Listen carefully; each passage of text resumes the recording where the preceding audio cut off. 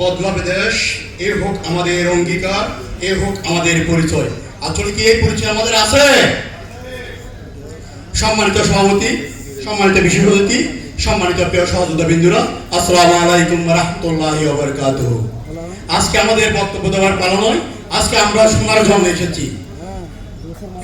এই কিছুদিন আগে আমার এক নেতা বলেছিল প্রিয় বাংলাদেশ, আমিও বলতে চাই, হে প্রিয় বাংলাদেশ, আপনারা কেমন আছেন?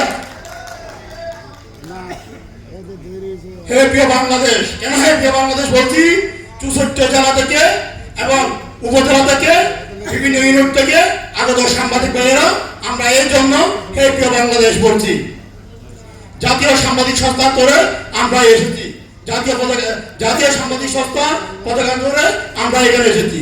আজকে যার নেতৃত্বে আমরা সবাই একত্রিত হতে পেরেছি, আমি তার প্রতি শ্রদ্ধা জ্ঞাপন করছি মরহুম জনাব আলতাফ হোসেন মহোদয়ের জন্য। তার সুযোগ্য পুত্র মঞ্জুর এবং মহাসচিব জনাব আলমগীর গনির নেতৃত্বে আজকে প্রায় 1000-এর অধিক সংবাদকর্মী আমরা এখানে একত্রিত হতে পেরেছি। তবে দুঃখের বিষয়, একটি কথা না বললে নয়, আমরা কক্সবাজারের লোক, আমাদের সবসময় সরাসরি কথা বলতে পছন্দ করি, পিছনে গিয়ে খোঁজা মারাটা পছন্দ করি না। কিন্তু আপনাদের নেতৃত্বের গুণাবলীতে একটু ভুল ত্রুটি আছে, এইগুলো আপনারা সংশোধন করে দেবেন।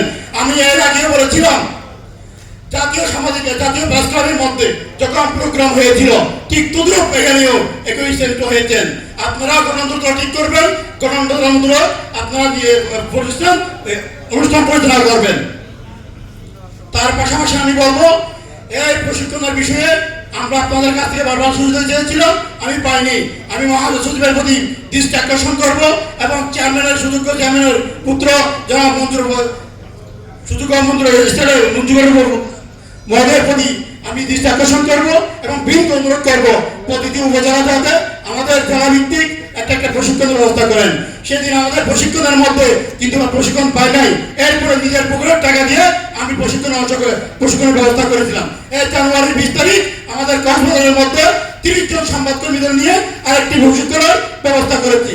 গত প্রোগ্রামের মধ্যে 31 জন সংবাদকর্মী নিয়ে কক্সবাজার থেকে আমরা ঢাকায় এসেছিলাম উক্ত অনুষ্ঠান সফল করার জন্য। এবার এর মধ্যে 24 জন সদস্য নিয়ে আমরা কক্সবাজার এসেছি এই মিলন মেলা সফল করার জন্য।